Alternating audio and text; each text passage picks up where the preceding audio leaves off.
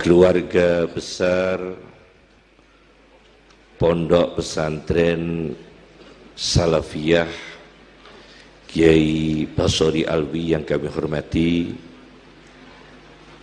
keponakan saya Gus Ipul, Gus Irsyad, dan kakak sepupu kami Mas Nasir, istrinya itu masih sepupu dengan kami. Hadirin hadirat yang dimuliakan Allah, sedikit kami akan mengulas tentang wali.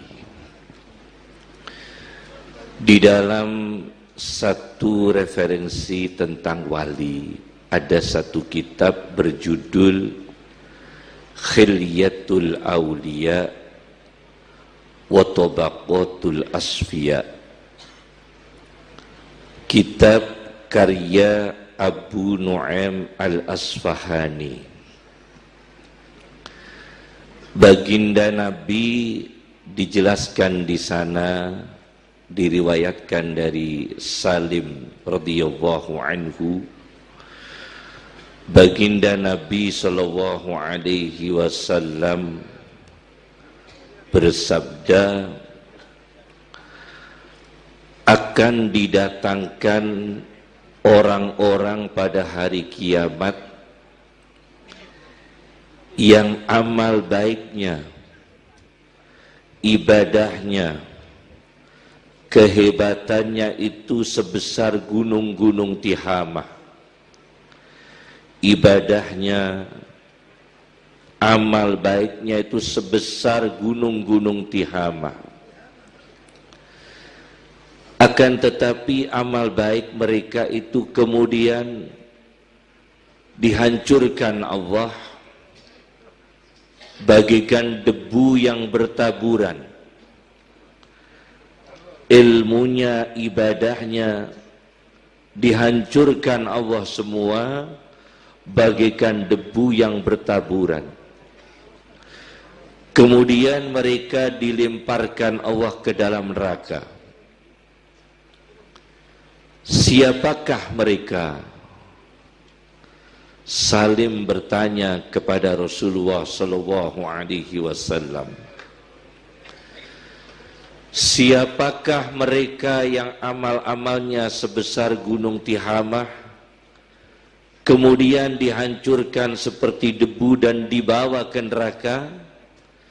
Mereka adalah orang-orang yang ahli sholat, ahli puasa, tetapi mereka tidak bisa menolak rezeki yang haram. Apabila ditawarkan kepada mereka uang haram, mereka terima. Apabila ditawarkan kepada mereka harta yang haram, mereka terima. Apabila ditawarkan kepada mereka bantuan yang haram, mereka terima. Itulah yang menyebabkan mereka amalnya hancur, ibadahnya hancur, riyadhahnya hancur. Meskipun mereka ahli tirakat, ahli riyadhah, ahli berpuasa, tetapi tidak bisa menolak rezeki yang haram. Mereka tidak menjadi wali, mereka tidak menjadi aulia Allah. Ini dijelaskan di dalam kitab Khilyatul Awliya. Di dalam pertemuan ini, figur Kiai Haji Abdul Hamid bin Abdillah, kami pernah dapat satu cerita. Suatu ketika Kiai Abdul Hamid datang ke Lasem, sudah berdomisili di Pesuruan. Beliau datang ke Lasem. Waktu itu bertemu dengan ayah saya di depan rumahnya Kiai Haji Abdurrahim Abdillah, adik kandung dari Kiai Haji Abdul Hamid. Begitu ketemu ayah saya, beliau itu memperagakan seperti merangkul seorang ulama, tetapi tidak ada orangnya. Ayah saya melihat sendiri waktu itu. Beliau mengatakan hadir ulama ini, disebutkan oleh beliau. Tapi ulamanya sudah tidak ada, sudah wafat berpuluh-puluh tahun yang lalu. Jadi sudah puluhan tahun yang lalu sudah wafat, beliau masih ditampakkan kehadiran ulama itu. Bahkan beliau berangkulan, orangnya tidak ada, tetapi beliau berangkulan. Ini yang disebut dengan kasyaf atau penyingkapan. Ini pernah ayah saya menyaksikan kasyafnya Kiai Abdul Hamid Pasuruan. Jadi beliau diperlihatkan seorang ulama yang sudah berpuluh-puluh tahun meninggal dunia. Beliau berkata, hadir ulama ini, bahkan beliau berangkulan. Nah, kasyaf seperti ini disebut dengan penyingkapan, di mana visual manusia, apa yang dilihat oleh manusia secara visual itu tidak dilihat oleh manusia biasa. Kalau manusia biasa itu yang visual, tetapi ini non fisik. Jadi tidak ada fisiknya tapi kelihatan. Ini dengan mata hati. Mata hati itu bisa aktif, dalam terminologi tasawuf disebut basirah atau mata hati. Apabila mata hati ini basirah tidak tertutup oleh syahwat, dan syahwat itu yang paling dominan adalah makanan. Makanan itu dominan, syahwat makan. Maka para wali itu jarang makan, sedikit makan daging, itu para wali. Tidak seperti kita ini. Jadi sedikit makan, sebelum kenyang selesai. Maka Imam Ghazali menyatakan bid'ah yang pertama kali adalah orang makan sampai lapar, sampai kenyang. Itu bid'ah pertama. Jadi makan sampai kenyang itu bid'ah pertama. Kalau kita makan sampai kenyang itu bid'ah. Setiap hari kita melakukan bid'ah, makan sampai kenyang. Yang kedua, mata hati itu bisa aktif apabila akal manusia itu tidak terjadi penyakit yang disebut dengan penyakit jiwa. Penyakit jiwa dalam tataran tasawuf itu yang paling berbahaya adalah sombong. Karena belum ada penyakit jiwa disebut dalam Al-Quran, itu pertama kali adalah sombong. Aba wastakbar. Itu penyakit pertama, jiwa pertama. Aba wastakbar, menolak dari kebenaran, sombong untuk menerima kebenaran. Itu belum penyakit yang lain. Tapi penyakit jiwa yang terakhir disebut dalam Al-Quran adalah penyakit skeptis, keraguan. Alladzi yuwaswisu fi sudurin nas minal jinnati wan nas. Itu penyakit jiwa terakhir. Orang tidak boleh mengalami penyakit jiwa untuk mendapatkan kasyaf, penyingkapan yang dialami oleh Kiai Haji Abdul Hamid. Saya dapat cerita banyak tentang pertemuan Kiai Abdul Hamid dengan Rasulullah SAW. Saya punya sahabat yang ahli bertemu Rasulullah, dan dia berkata kepada saya itu dulu ahli bertemu Rasulullah, sekarang sudah tidak bisa, jarang, karena terlalu banyak melihat orang cantik. Cerita begitu kata saya. Saya dulu sering bertemu Rasulullah, sekarang jarang, karena terlalu banyak melihat orang cantik. Jadi memang syahwat itu mengganggu basirah untuk mencapai kasyaf, penyingkapan. Kiai Haji Abdul Hamid itu kan dalam terminologi tasawuf seperti yang ditulis oleh Yusuf An-Nabhani dalam bukunya Jami'u Karamatil Aulia, seorang wali itu ada naungan.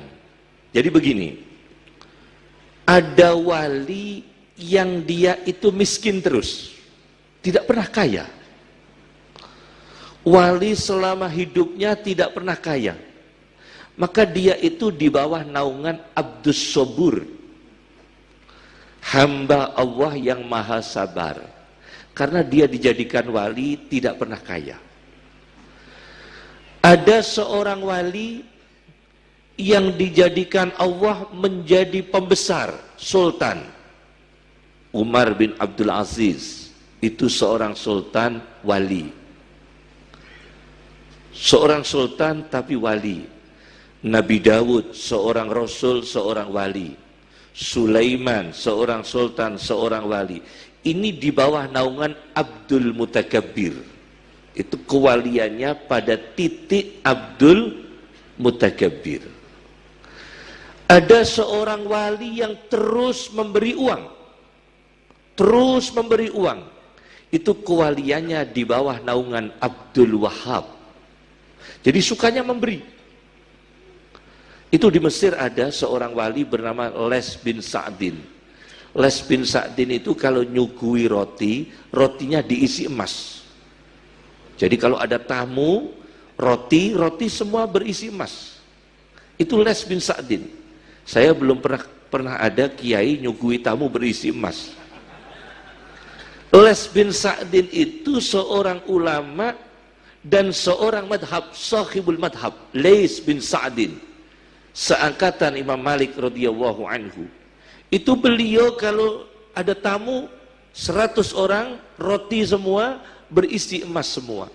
Setiap bulan Imam Maliki dikirim uang 500 dirham dari Mesir ke Madinah. Setiap bulan 500 dirham. Kiai ke kiai ngirim uang itu kan jarang. Jarang itu. Tapi Les bin Sa'ad dari Mesir mengirim uang ke Imam Maliki setiap bulan 500 dirham, 500 dirham. Itu seorang wali yang di bawah Abdul Wahab. Imam Syafi'i juga begitu. Beliau tidak pernah menyimpan uang. Begitu menyimpan di kantong, habis. Di kantong, habis. Itu namanya wali di bawah Abdul Wahab. Nah, Kiai Abdul Hamid itu lengkapnya kan Abdul Hamid. Dulu saya pernah studi tentang wali. Abah saya begini, cara mempelajari yang wali yang paling tepat itu mempelajari di mana posnya. Posnya Kiai Abdul Hamid ya di namanya itu sendiri. Abdul Hamid adalah seorang yang menghambakan Allah dengan sifat yang terpuji.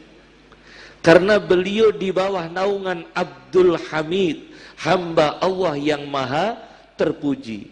Ialah waliyun mutakhalliqun bil awsafil hamidah. Seorang wali, waliyun mutakhalliqun bil awsafil hamidah. Itu wali di bawah Abdul Hamid. Nah, Hamid itu di dalam Al-Quran jumlah kata Hamid mencapai 17 kali. Kita hitung, Hamid itu sab'ata asyar fil Quran. Lafdu Hamid waroda fil Quran sab'ata asyar. 17 kali. Di sana ada Ghaniyun Hamid, Al-Azizil Hamid, Hakimin Hamid. Ada lagi Al-Waliyul Hamid. Nah, nanti ini itu makom-makomnya Kiai Abdul Hamid Pasuruan. Itu nanti saya kaji di sana. Saya belum pidato, baru pemanasan ini ya. Baru pemanasan. Adik saya udah pulang nih, Gus Ibul ya. Pertama kami kaji tentang posnya Kiai Abdul Hamid pada kewalian. Di sana posnya pada asma Allah. 17 kali kata Hamid ada Ghaniyun Hamid, kaya terpuji. Itu jarang orang kaya terpuji. Anda punya tetangga kaya, suka umroh tidak suka sodakoh. Ada kan? Suka umroh, tidak suka sedekah. Umrah terus. Di makam Nabi itu sebetulnya Nabi bisa bicara. Kowe kok rina-rini terus dulu. Tidak pernah sedekah, rina-rini terus. Itu ditegur oleh Nabi, cuma dia nggak dengar. Dia nggak dengar. Nabi bicara, kamu kesini terus. Ada lagi orang kaya tidak terpuji. Misalnya begini, ada seorang ulama datang ke seorang kaya. Di sana disuguhi macam-macam. Kemudian orang kaya itu bilang, Bu, ambilkan gelas yang kita beli di Mekah. Loh, perlunya apa dia sebut? Ambilkan gelas yang dibeli di Mekah. Dia hanya memamerkan belinya di Mekah. Maka ulama ini kemudian berdiri meninggalkan rumah itu. Karena berada di rumah orang kaya yang pamer. Imam Ahmad bin Hambal itu pernah singgah di rumah orang kaya. Di situ ada aksesoris, wadahnya dari perak. Beliau tinggalkan itu. Tidak mau beliau. Syekh Nawawi Ad-Damaski, Sahibul Majmu', Sahibul Syarhi Muslim, Sahibul Adhkar. Beliau pernah masuk ke satu pejabat. Pejabat itu punya kursi yang terbuat dari kulit singa, kulit macan tutul. Itu kan ada ya, bagus sekali itu. Ya. Oleh Imam Nawawi itu kan tidak boleh kulit macan dibikin kursi.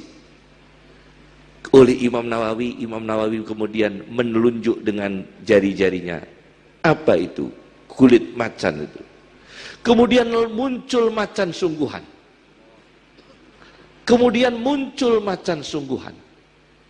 Itu berarti kalau yang hadir seorang wali, mungkin kalau kita itu berkulit macan, bisa jadi macan sungguhan.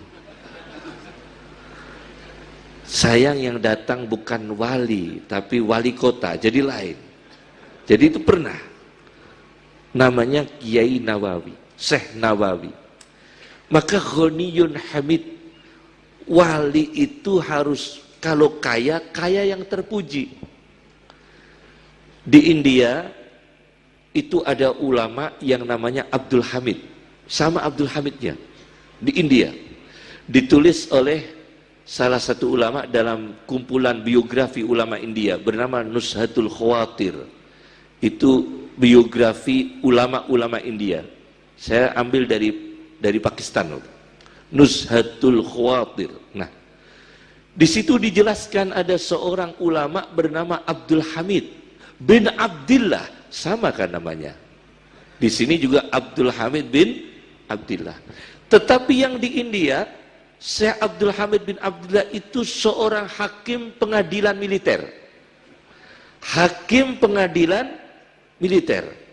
Kemudian menjabat menjadi hakim agung di India. Setelah itu beliau tidak suka jabatan.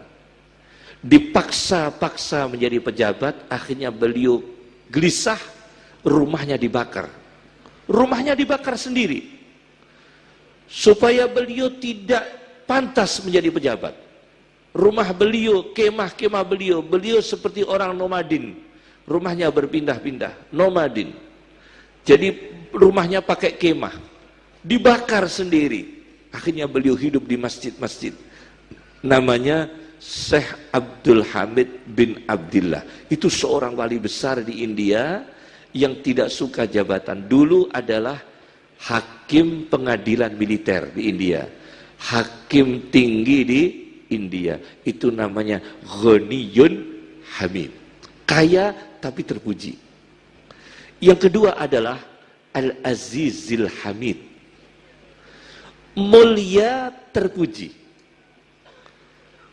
Menang terpuji. Aziz itu menang. Menang tapi terpuji. Maaf ini ya.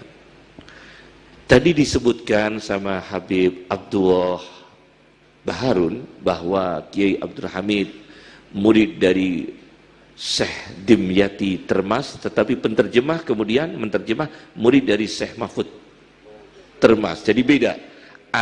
ketika beliau bicara murid dari Dimyati Termas, diterjemahkan murid dari Mahfud Termas. Jadi maaf saya tambahkan, sebetulnya Kiai Abdul Hamid itu murid Kiai Dimyati Termas, bukan Mahfud Termas. Ya. Ini kami hentikan sebentar karena ada adzannya. Allahu Akbar, Allahu Akbar.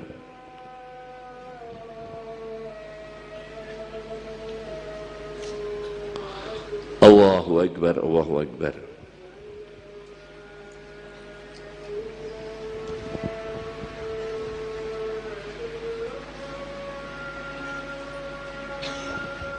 Asyhadu an la ilaha illallah wa asyhadu anna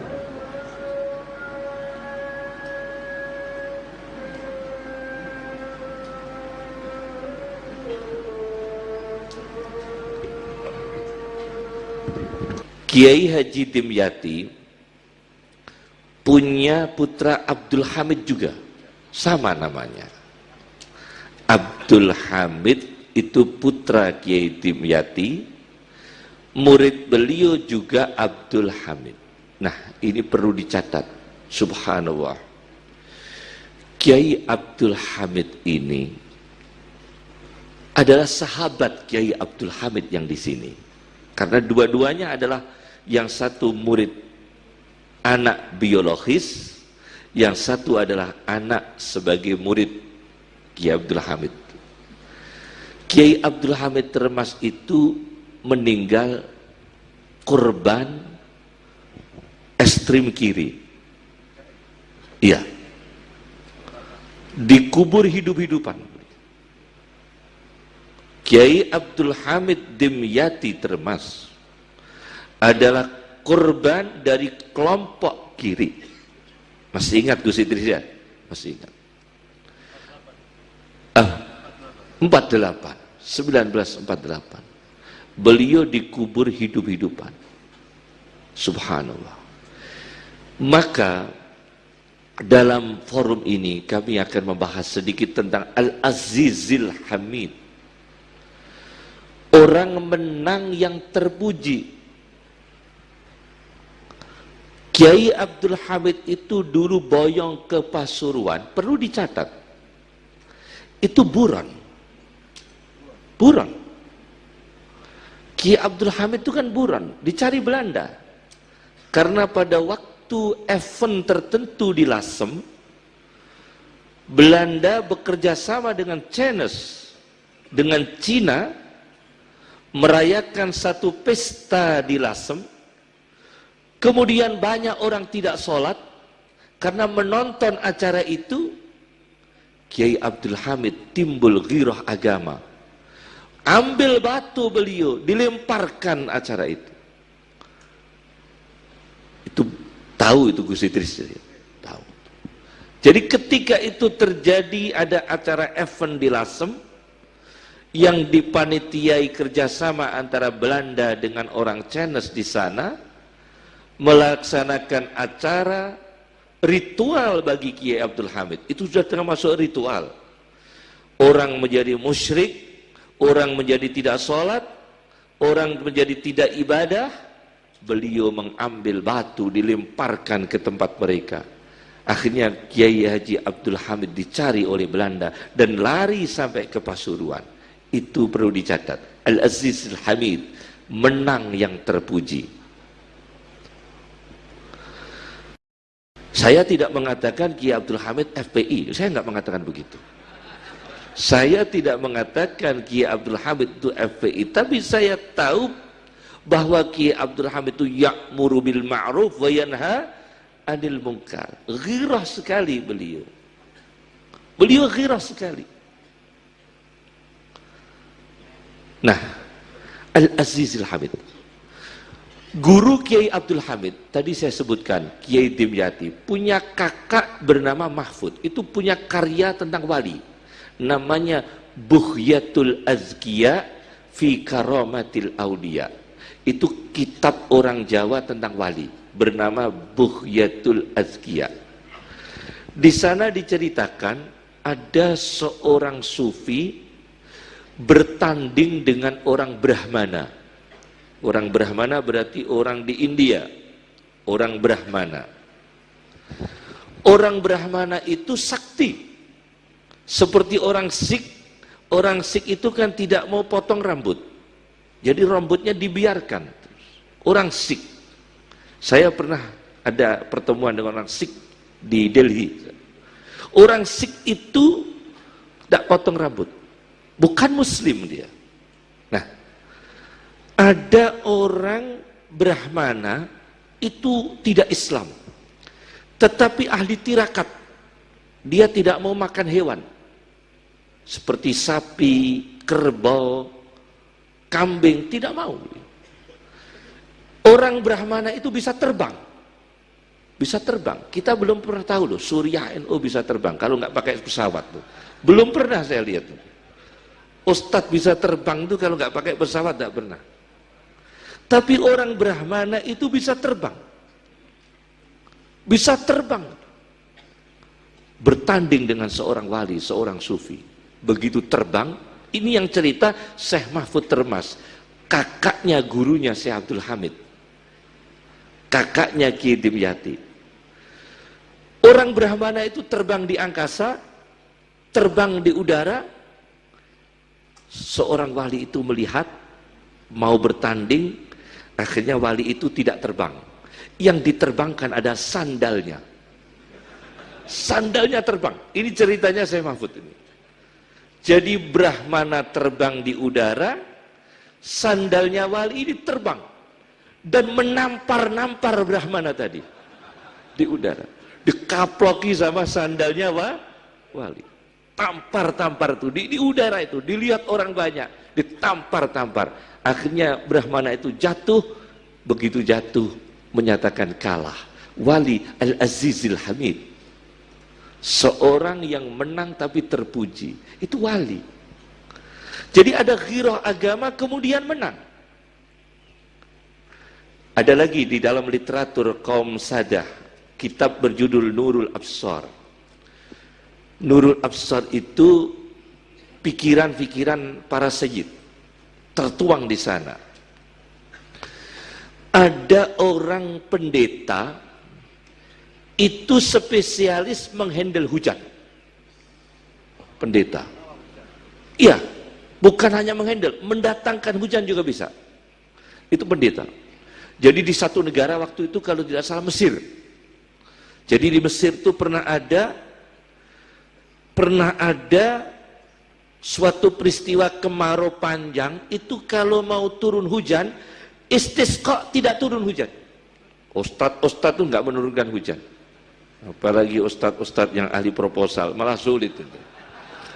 Ustadz ini, para ustadz ini tidak bisa menurunkan hujan. Tapi kalau pendeta ini yang mimpin, hujan turun. Maka terjadi pemurtatan besar-besaran waktu itu. Banyak orang yang terpesona dengan pendeta. Banyak orang terkagum dengan pendeta. Dan untunglah ada seorang ulama bernamanya Syekh Ahmad, tapi di penjara. Syekh Ahmad yang masih di penjara oleh pemerintah Mesir waktu itu dipanggil. Syekh Ahmad, tolong ini, banyak umat Islam yang murtad karena kagum dengan siapa? Pendeta yang bisa mendatangkan hujan. Tolong Anda tampil kalahkan dia. Akhirnya Syekh Ahmad ini mau. Saya mau, tapi dengan dua syarat. Satu, kumpulkan seluruh masyarakat di tempat terbuka, lapangan. Yang kedua, yang memulai adalah dia, saya yang terakhir. Akhirnya kumpullah umat, ada Muslim, Nasrani, Yahudi di Mesir, kalau tidak salah di Mesir. Kemudian pendeta itu mengangkat tangannya begini. Cuaca yang begitu panas, begitu pendeta mengangkat tangan, mendung datang, langsung. Tidak menunggu, langsung. Jadi prosesnya itu tidak pakai kaidah. Jadi begitu pendeta mengangkat tangan begini, langsung mendung datang. Hujan belum turun, Ulama tadi bilang, saya amat, tangkap pendeta itu, periksa bawah ketiaknya, periksa bawah ketiaknya. Akhirnya diperiksa bawah ketiaknya, ternyata ditemukan tulang. Tulang apa ini? Tulang Nabi. Jadi tulang Nabi itu punya spesifik, kalau diangkat begini hujan turun. Khusus tulang Nabi. Kalau tulangnya kiai belum bisa. Ini khusus tulang Nabi. Itu tulang Nabi begitu. Jadi tulang Nabi ini ditemukan oleh pendeta. Dan pendeta tahu itu khasiat. Jadi tulang Nabi ini dibawa oleh pendeta. Begitu mau turun hujan, kapanpun waktunya bisa. Diangkat begini, hujan turun. Ditaruh lagi, nggak jadi hujan. Diangkat begini, hujan turun. Tangkap, terus ditanya sama Syekh Ahmad, ini apa ini? Saya mengaku, ini tulang Nabi aku curi. Subhanallah.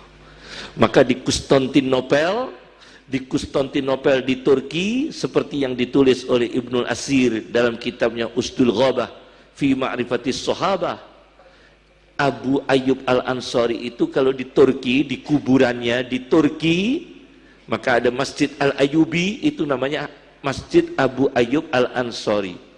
Itu kalau di Turki musim kemarau waktu dulu, dibuka makamnya Abu Ayyub, hujan turun, khusus makamnya Abu Ayyub. Masya Allah.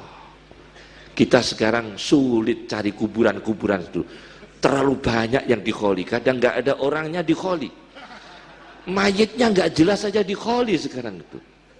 Bahkan ada khol itu satu orang, satu wali, kuburannya dua.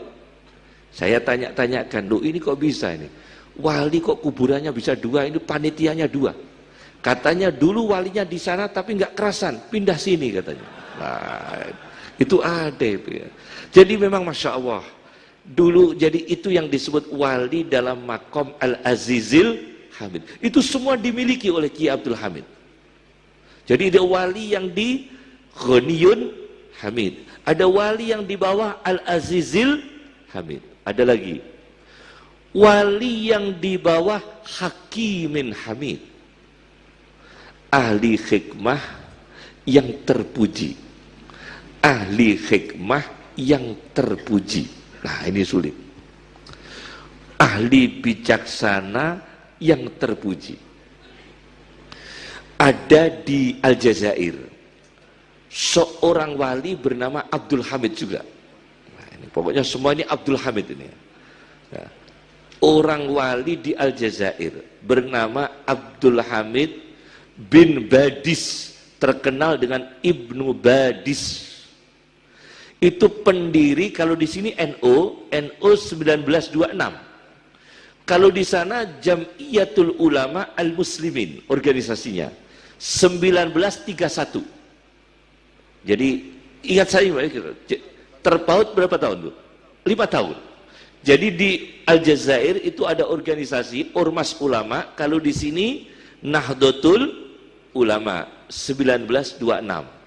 Di India Nadwatul Ulama, itu Abul A'la Nadawi, Abul Hasan An-Nadawi yang punya Nadwatul, yang masuk organisasi Nadwatul Ulama. Nadwah, kalau di sini Nahdah, di India Nadwah, taunya sama, hampir sama. Ikhwanul Muslimin di Mesir, Al-Banna dengan NU hampir sama. Jadi waktu itu memang waktu pergerakan Islam sedunia. Di Indonesia 1926, di Aljazair 1931 oleh Abdullah Ibnu Badis. Kemudian di India juga ada pergerakan Islam. Kemudian Jamaah Tabligh juga waktu itu bersamaan. Ilyas, Maula Ilyas, Maulana Yusuf, Kendahlawi dan sebagainya.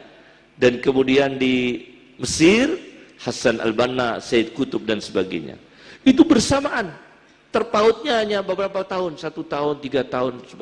Waktu itu ulama muasir semua. Dalam satu masa maksud saya.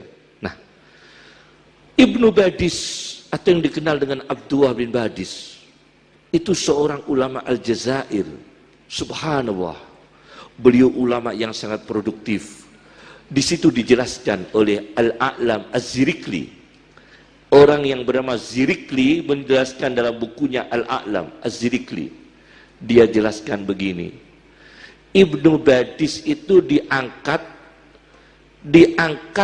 kalau di sini pimpinan ulama Aljazair, tapi yang mengangkat Prancis. Karena Aljazair dijajah oleh Prancis. Faransiun ikhtallu Aljazair. Jadi Prancis menjajah Aljazair. Kemudian Prancis mengangkat Abdullah bin Badis menjadi pimpinan ulama di Aljazair untuk mengurusi urusan agama. Beliau tolak, tidak mau beliau.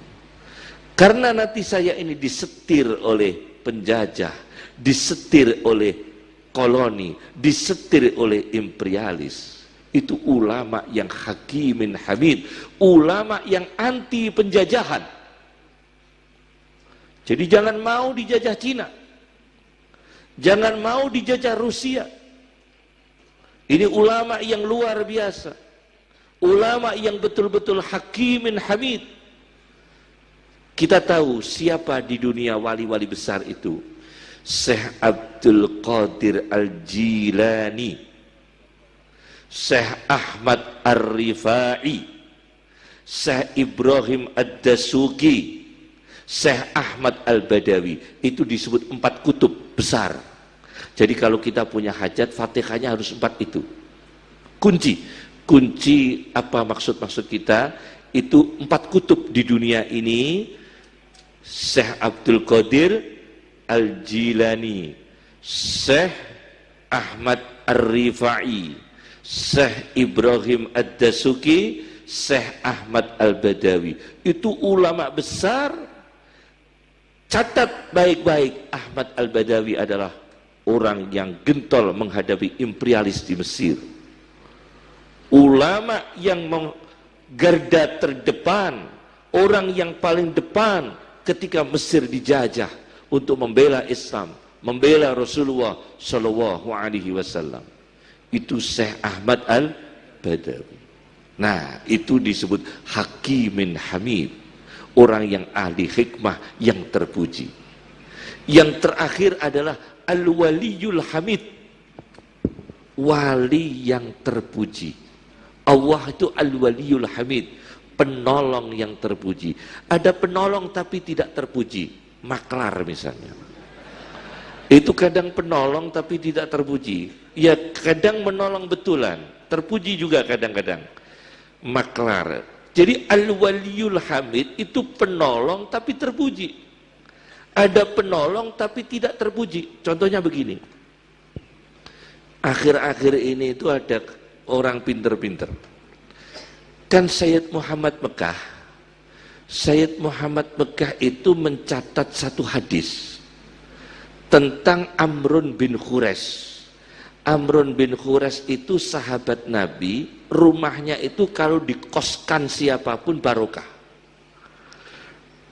Buat warung barokah, buat beli jual toko di toko barokah, dipakai kantor barokah, dipakai aja ke barokah. Itu rumahnya Amrun bin Khures. Baca dalam kitab Mafahim Yajibu Antusohah.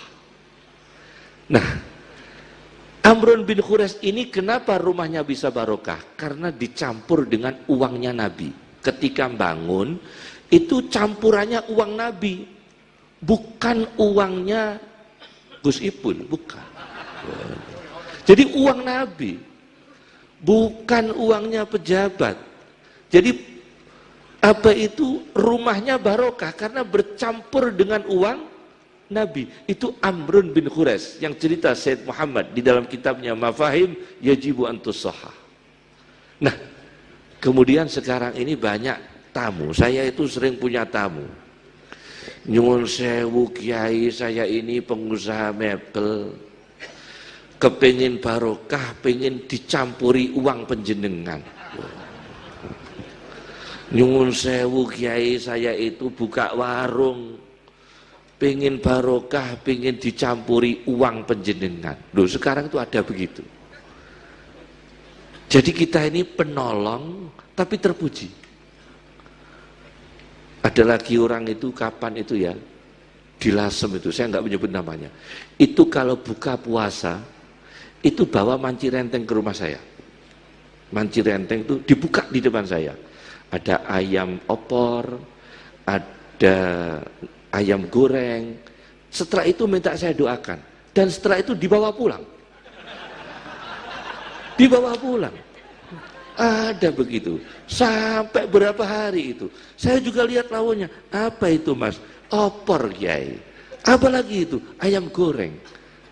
Terus yang terakhir itu kadang-kadang tuh kecapan, daging sapi dikecap. Ya saya doakan. Matur suwun Yai, saya pulang. Terus pulang. Saya ya layamut. Itu ada. Tapi kita gimana seorang wali itu, Allah itu Al-Waliyul Hamid, penolong yang terpuji. Itu Kiai Abdul Hamid itu banyak orang ditolong. Banyak orang ditolong tapi beliau tidak mengharapkan apa-apa. Itu wali di bawah Al-Waliyul Hamid. Jadi wali yang di bawah Abdul Hamid itu harus melengkapi Ghaniyun Hamid, Al-Azizil Hamid, Al-Azizil Hamid, terus Hakimin Hamid, Al-Waliyul Hamid. Harus Hamid semua, harus terpuji semua. Itu wali. Jadi minta terus. Ada lagi seorang wali disebutkan tadi dalam kitabnya. Tadi ada terjemah yang sangat penting di dalam di dalam pidatonya Profesor Dr. Abdul Wahab Harun. Tapi maaf, itu tidak diterjemahkan tadi. Ada seorang wali, lau aksama 'ala Allah la abarrah. Dia itu bisa menyumpah Allah. Loh, bukan sumpah demi Allah, menyumpah Allah. Itu luar biasa itu. Lau aksama 'ala Allah, dia menyumpah Allah, ya Allah, turunkan demi engkau. Engkau aku sumpah ya Allah. Seolah-olah Allah dipaksa. Itu ada wali begitu. Itu wali yang tertentu. Lau aksama 'ala Allah la abarrah.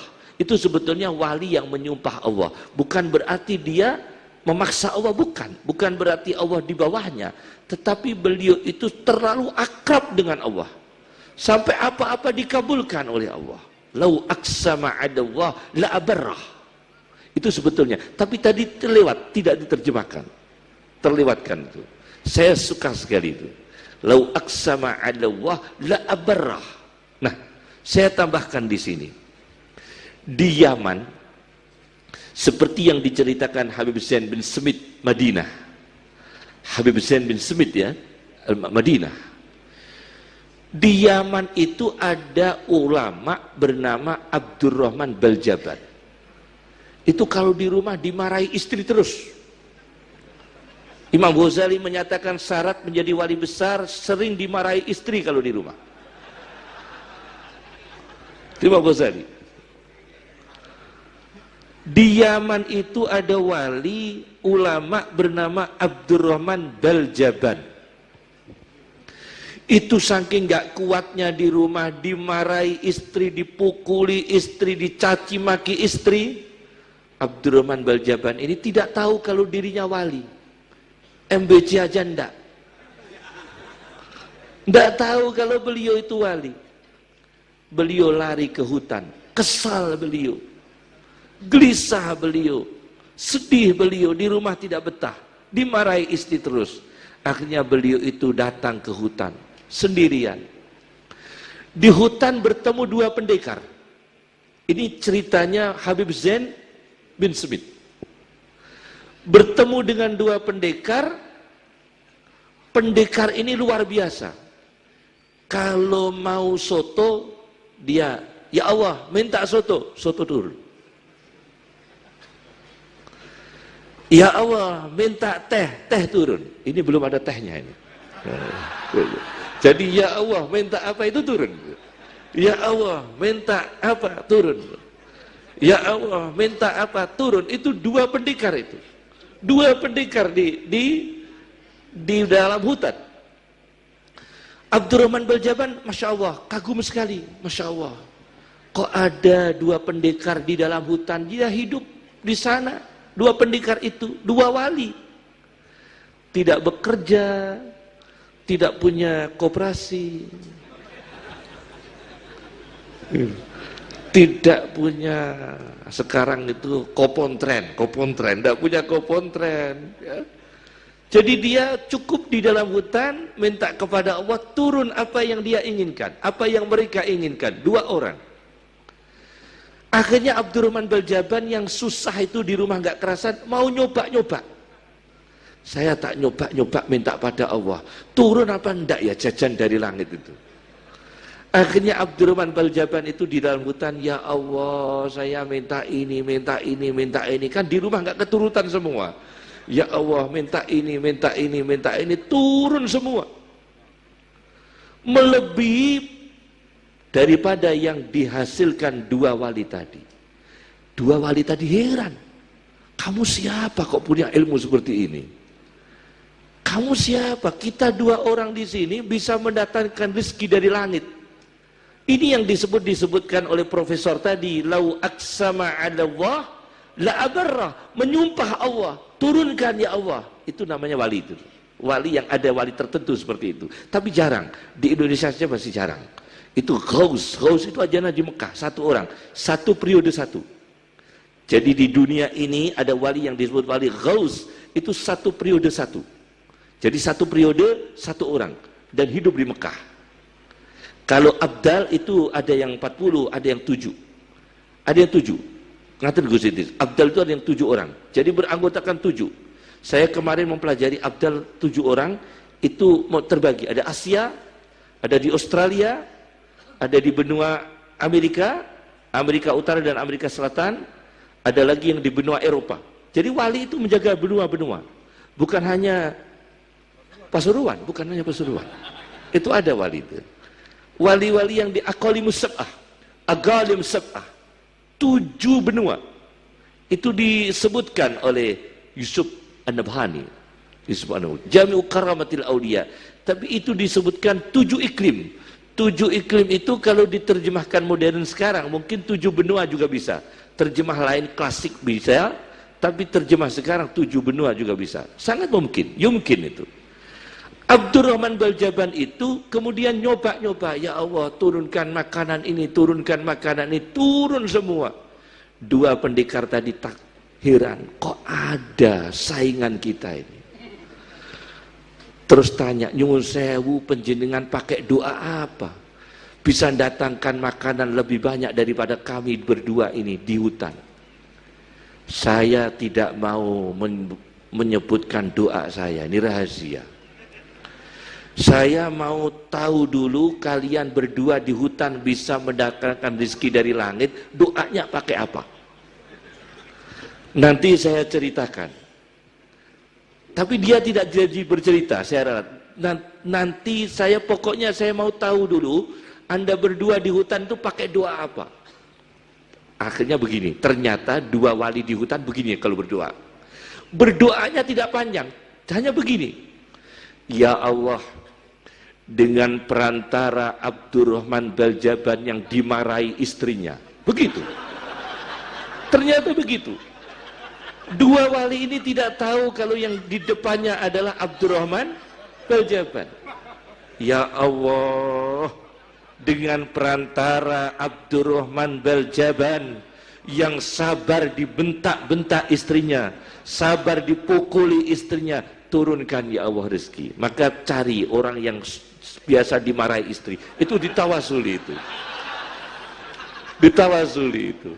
Perantara Abdurrahman Baljaban yang dimarahi istrinya, dipukuli istrinya, ya Allah turunkan. Kaget Abdurrahman, Masya Allah, jadi ada faedahnya saya di. Akhirnya Abdurrahman Baljaban pulang ke rumah, istrinya dipanggil. Mulai sekarang hati-hati, saya ini wali nih. Wali. Nggak sadar tuh dia. Nah ini wali yang disebut Al-Waliyul Hamid, Maha Penolong Allah, Al-Hamid, Maha Terpuji Allah. Itu Al-Waliyul Hamid. Pokoknya banyak kajian-kajian tentang wali kalau kita bicarakan. Yang terakhir tentang Al-Waliyul Hamid. Jenderal Saidiman itu bicara tentang neokortek. adalah tentang perang fikir. Ini hubungan wali dengan perang fikir. Neokortek itu istilah medis. Jadi neokortek itu kalau diterjemahkan Arab, huswul fikri, pemikiran, perang pikir. Huswul fikri, perang pikiran. Saya baca tentang pemikiran Jenderal Sudirman, dulu dubes Jepang, pernah dubes Jepang, Jenderal Sudirman. Beliau bicara tentang perang neokortek, perang mengambil hati orang, perang menguasai pikiran orang, perang menundukkan pikiran orang. Itu caranya begini. Ternyata Amerika Serikat di Vietnam menghabiskan dana. Tapi Vietnam tidak bisa menjadi Amerika karena mengandalkan senjata. Gagal. Ternyata Hitler itu mencoba perang dengan senjata, berapapun biaya dihabiskan dia sesali. Akhirnya dia pindah dengan perang baru disebut dengan perang neokortek. Neokortek itu begini, mengambil hati orang. Contoh begini, orang itu bermusuhan dengan kita, musuh dengan kita, benci dengan kita, kasih uang orang itu, akan tunduk dengan kita. Jadi kita ambil hatinya. Maka Nabi sangat anti suap, karena begitu disuap sudah tidak bahsul masail lagi. Bahsul masailnya jadi bermasail nanti. Karena orangnya sudah bermasail, sudah dikasih uang ini, kasih uang ini. Jadi fatwa-fatwanya sudah tidak sesuai dengan syariah. Karena perang neokortek, padahal dia itu mau menghukumi haram, tapi yang mau dihukumi haram ngasih uang dulu. Maka dia bingung yang bahsul masail. Ini saya hukumi haram gimana? Kita sudah terima uang. Akhirnya udahlah, makruh mughalladah. Akhirnya terjadi hukum makruh mughalladah ini. Ini perang yang disebut dengan perang neokortek, yaitu kita dikalahkan dengan hati kita karena suka diberi. Maka Nabi dalam teorinya al-yadul ulya khairun minal yadis sufla. Tangan di atas lebih baik daripada tangan di bawah. Itu menghadapi neokortek. Nabi menanamkan pada diri kita jangan sampai kita tangan di bawah. Ulama mau hukum keras, mau bicara dengan hukum keras, komunis berbahaya, ateis berbahaya. Ulama itu tidak bisa bicara karena neokortek dia telah menerima. Jujur saja, neokortek itu berbicara. Wazarul ladina yulkhiduna fi asma'i, dan tinggalkan mereka yang menyimpangkan nama-nama Allah. Al-Aziz menjadi Al-Uzza, Al-Mannan menjadi Manata, Allah menjadi Lata, Allah kemudian diganti Lata, Mannan diganti Manata, Al-Aziz diganti Uzza, menyimpangkan nama Allah. Jadi apa? Mereka ini hidupnya sinkritis. Di sana dia bisa Hindu, di sana dia bisa Buddha, di sana dia bisa Nasrani. Yang ngasih siapa? Ketika dikasih Nasrani dia tampil Nasrani, ketika dikasih Buddha dia tampil Buddha, ketika dikasih Yahudi dia tampil Yahudi. Sinkritis. Itu kalah perang neokortek. Itu musuhnya para wali Allah, musuhnya para wali Allah. Anda tahu, tangan di atas lebih baik daripada tangan di bawah. Kalau kita diberi terus, kita kalah. Pasti kalah. Ada perusahaan memproduksi barang haram, kita bahsul masail. Dilihat kitab, haram. Ini cabang NU sana gimana? Haram. Cabang NU sana, haram. Tapi mau menjelaskan haram, kita dapat ada yang dapat HP, dapat uang, mau hukumi haram sungkan. Itulah perang neokortek, kalah kita. Maka integritas al-yadul ulya khairun minal yadis sufla. Hati-hati, kita ini sedang perang neokortek. Itu yang bicara Jenderal Saidiman. Kemarin kami bertemu dengan tokoh Panglima Angkatan Darat Thailand. Kami diundang di sana untuk presentasi tentang tentara, Nasihatul Junud. Risalah kami yang berjudul Nasihatul Junud, menasihati para tentara. Di sana ada jenderal namanya Jenderal Pek. Pek itu maknanya wedus, jadi panggilnya Jenderal Wedus. Nah, di sana ada jenderal bernama Jenderal Pek. Pek itu artinya wedus, Jenderal Wedus. Masya Allah, dia muslim taat. Dia dulu budak. Dia yang ditugaskan untuk memata-matai umat Islam pemberontakan Patani Darussalam. Jadi pemberontakan Patani Darussalam, dia yang ditugaskan oleh pemerintah Thailand untuk memata-matai di sana.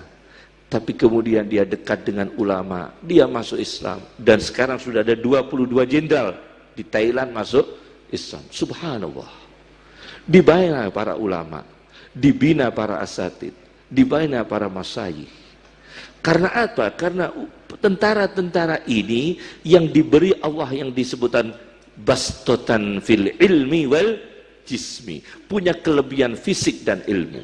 Bastotan fil ilmi wal jismi, al-qawiyul amin, orang kuat yang diberi amanah.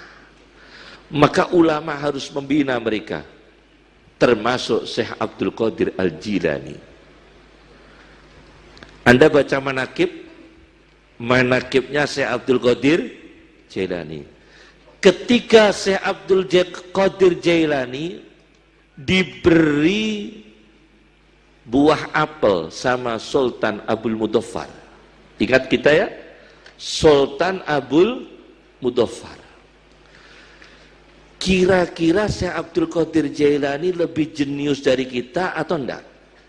Jelas lebih jenius. Wirainya jelas lebih tinggi, keulamaannya lebih tinggi. Dan Sultan Abul Mudhaffar, angka korupsinya dengan penguasa sekarang tinggi mana? Kita hitung dulu. Nah, tapi Syekh Abdul Qadir Jailani dikasih buah apel sama Sultan Abul Mudhaffar, dikupas beliau, mengalirlah darah. Apelnya itu berisi apa? Darah. Pertemuan berikutnya dikupas lagi atau sebelumnya berisi ulat. Aneh itu. Karena beliau ini kasyaf yang disebut dengan makom tamkin. Makom tamkin adalah derajat seorang wali yang bisa mengubah suasana alam. Itu namanya makom tamkin. Maka Mbah Mutamakin Kajen itu sebetulnya bukan nama, itu nama derajat wali. Mutamakin adalah wali yang mencapai makom tamkin, bukan nama itu. Mbah Mutamakin Kajen itu bukan nama, tapi makom apa? Tamkin. Walaqad makkannahum walaqad makkannakum wala yumakkinanna lahum, dan sebagainya. Nah, makom tamkin ini Syekh Abdul Qadir yang sangat sempurna, sempurna sekali makom tamkinnya. Beliau dikasih pejabat Abul Mudhaffar apel, dikupas menjadi darah. Kita belum pernah dapat begitu, kita kupas keluar darah. Maka Syekh Abdul Qadir bilang, ini darah rakyat, ini darah bangsa yang Anda makan ini. Maka dikupas menjadi darah.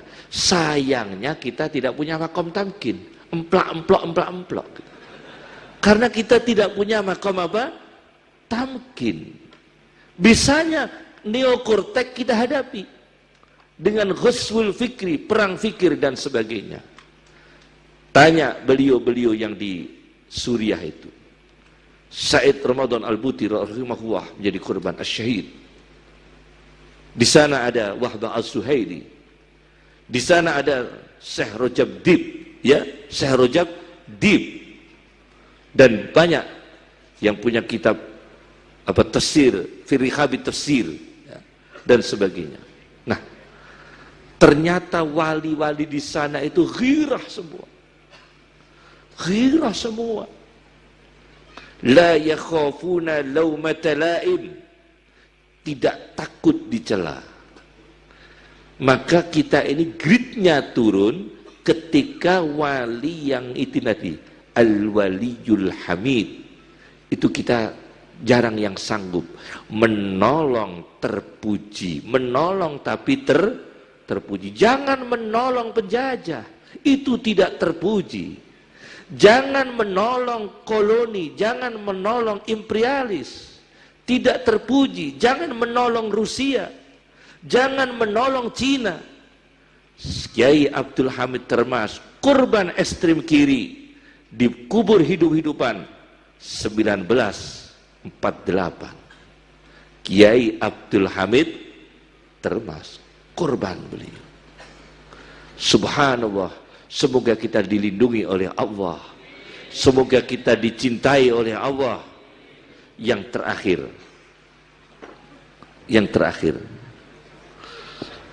terakhir terus, ada tafsir, maaf, Kiai Abdul Hamid Pasuruan ini punya tafsir, Gus punya tafsirnya, namanya tafsir Ibnu Arabi. Itu dulu dari rumah kami disimpan di sini, namanya tafsir Ibnu Arabi. Itu tafsir kuno. Jadi ada kitab dari rumah kami disimpan di sini, ada 2 judul. Az-Zawajir an Iktirafil Kabair. Itu kitab tentang bahaya dosa besar. Itu dulu ayah kami sangat menghormat dengan Kiai Abdul Hamid. Ayah kami membungkuskan sendiri untuk Kiai Abdul Hamid Al-Kabair Az-Zawajir an Iktirafil Kabair. Kitab tentang bahaya dosa besar, larangan-larangan dari dosa besar. Yang kedua, itu bukan era ayah kami, era kakek kami, namanya tafsir Ibnu Arabi. Itu dulu yang mempelajari hanya Kiai Abdul Hamid saja. Kata ayah saya, ini yang mempelajari hanya Kiai Abdul Hamid. Tafsir yang berbahaya. Jadi di situ ada tulisan di rumah kami itu tidak boleh dibaca. Jadi ada kitab tapi tidak boleh dibaca. Kalau seperti no smoking, tidak boleh merokok. Tapi ada tafsir no smoking, NO smoking, no NO smoking. Jadi NO merokok. Nah, itu ya aneh lagi itu ya. Aneh lagi, tidak begitu. Jadi ada kitab tafsir Ibnu Arabi, itu yang mempelajari dengan baik.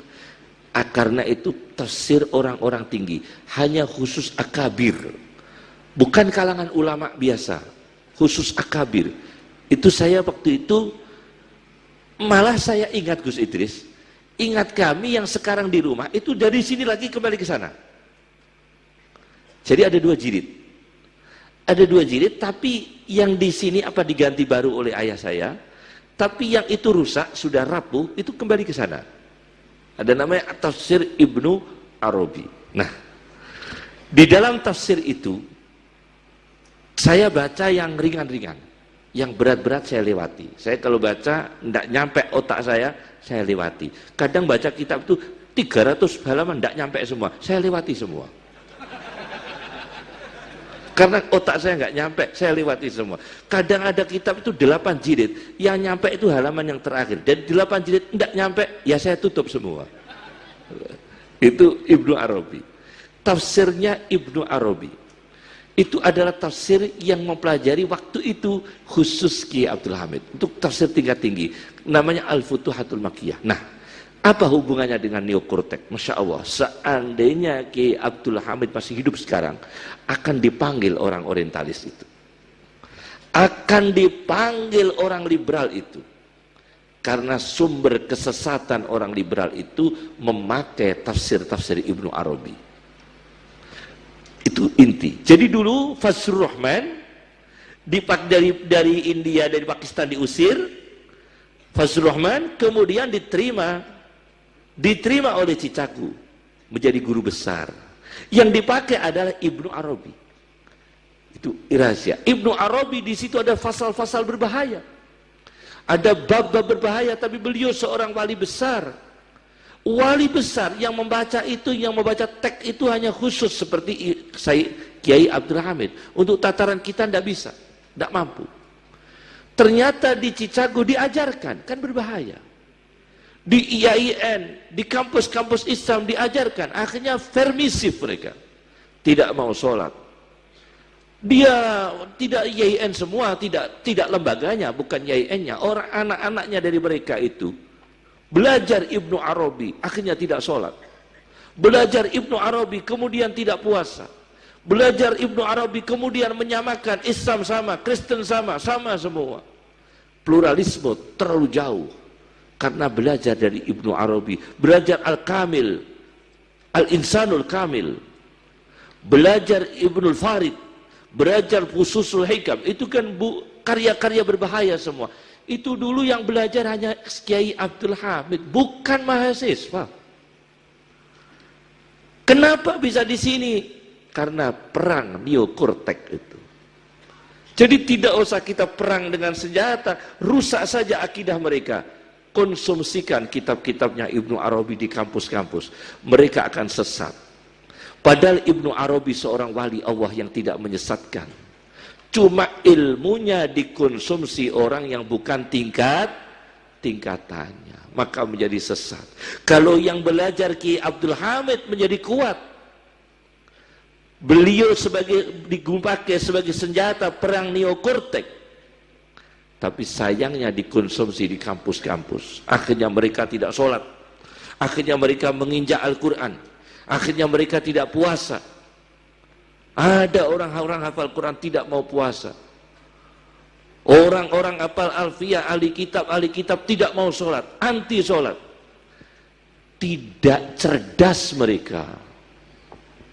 Itu Neo-Cortex yang gagal mereka.